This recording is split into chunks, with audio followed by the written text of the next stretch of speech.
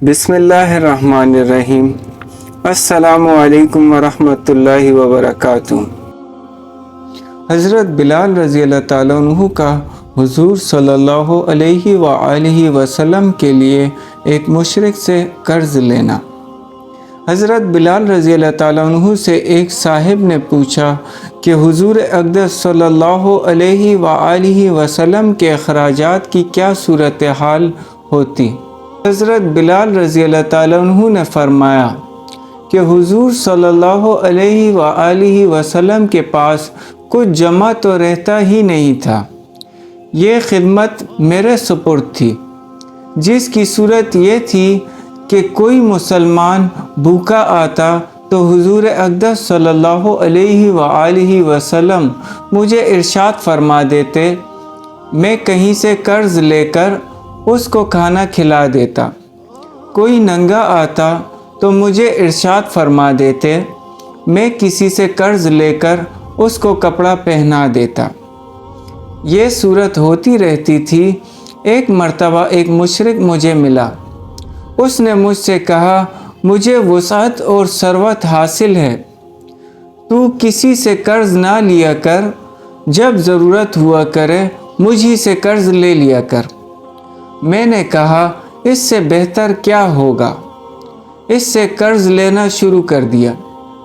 جب ارشاد عالی ہوتا اس سے قرض لے آیا کرتا اور ارشاد اعلیٰ کی تعمیل کر دیتا۔ ایک مرتبہ وضو کر کے اذان کہنے کے لیے کھڑا ہی ہوا تھا کہ وہی مشرک ایک جماعت کے ساتھ آیا اور کہنے لگا، او حبشی! میں ادھر متوجہ ہوا تو ایک دم بے تحاشا گالیاں دینے لگا اور برا بھلا جو منہ میں آیا کہا اور کہنے لگا کہ مہینہ ختم ہونے میں کتنے دن باقی ہیں؟ میں نے کہا، قریب ختم کے ہے۔ کہنے لگا کہ 4 دن باقی ہیں، اگر مہینے کے ختم تک میرا سب قرضہ ادا نہ کیا تو تجھے اپنے قرض میں غلام بناؤں گا اور اسی طرح بکریاں چراتا پھرے گا جیسا پہلے تھا۔ یہ کہہ کر چلا گیا۔ مجھ پر دن بھر جو گزرنا چاہیے تھا وہی گزرا۔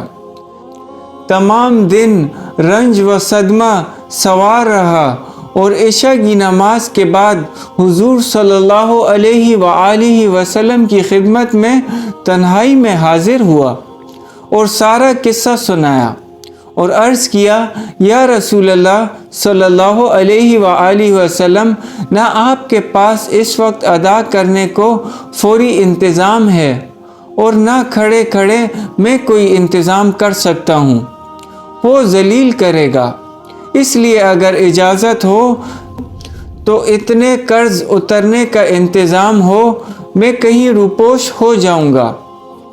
جب آپ کے پاس کہیں سے کچھ آئے گا میں حاضر ہو جاؤں گا۔ یہ عرض کر کے میں گھر آیا، تلوار لی، ڈھال اٹھائی، جوتا اٹھایا، یہی سامان سفر تھا اور صبح ہونے کا انتظار کرتا رہا کہ صبح کے قریب کہیں چلا جاؤں گا۔ صبح قریب ہی تھی کہ ایک صاحب دوڑے ہوئے آئے کہ حضور صلی اللہ علیہ وآلہ وسلم کی خدمت میں جلدی چلو۔ میں حاضر خدمت ہوا تو دیکھا کہ 4 اونٹنیاں جن پر سامان لدا ہوا تھا بیٹھی ہیں۔ حضور صلی اللہ علیہ وآلہ وسلم نے فرمایا، خوشی کی بات سناؤں کہ اللہ تعالیٰ نے تیرے قرضے کی بے باکی کا انتظام فرما دیا، یہ اونٹنیاں بھی تیرے حوالے اور ان کا سامان بھی۔ فدق کے رئیس نے یہ نذرانہ مجھے بھیجا ہے۔ میں نے اللہ کا شکر ادا کیا اور خوشی خوشی ان کو لے کر گیا اور سارا قرضہ ادا کر کے واپس آیا۔ حضور اقدس صلی اللہ علیہ وآلہ وسلم اتنے مسجد میں انتظار فرماتے رہے۔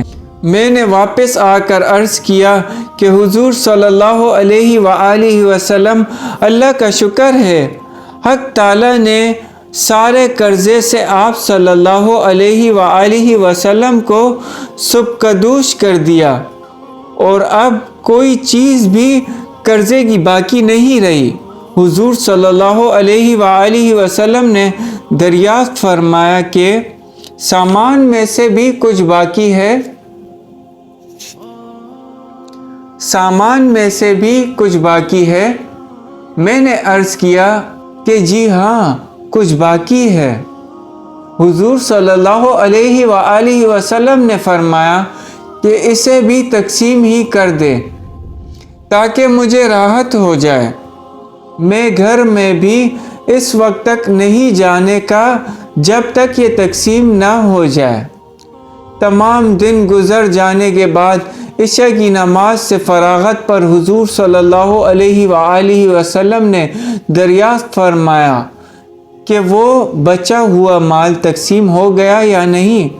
میں نے عرض کیا کہ کچھ موجود ہے، ضرورت مند آئے نہیں۔ تو حضور صلی اللہ علیہ وآلہ وسلم نے مسجد ہی میں آرام فرمایا۔ دوسرے دن عشاء کے بعد پھر حضور صلی اللہ علیہ وآلہ وسلم نے فرمایا، کہو جی کچھ ہے؟ میں نے عرض کیا کہ اللہ جل شانہ نے آپ کو راحت عطا فرمائی کہ وہ سب نمٹ گیا۔ حضور صلی اللہ علیہ وآلہ وسلم نے اللہ جل جلالہ کی حمد و ثنا فرمائی۔ حضور صلی اللہ علیہ وآلہ وسلم کو یہ ڈر ہوا کہ خدا نخواستہ موت آ جائے اور کچھ حصہ مال کا آپ صلی اللہ علیہ وآلہ وسلم کی ملک میں رہے۔ اس کے بعد گھروں میں تشریف لے گئے اور بیویوں سے ملے۔ فائدہ: اللہ والوں کی یہ بھی خواہش رہتی ہے کہ ان کی ملک میں مال و متاع کچھ نہ رہے۔ پھر حضور اقدس صلی اللہ علیہ وآلہ وسلم کا تو کیا پوچھنا، جو سارے نبیوں کے سردار، سارے اولیاء کے سرتاج، حضور صلی اللہ علیہ وآلہ وسلم کو اس کی خواہش کیوں نہ ہوتی کہ میں دنیا سے بالکل فارغ ہو جاؤں۔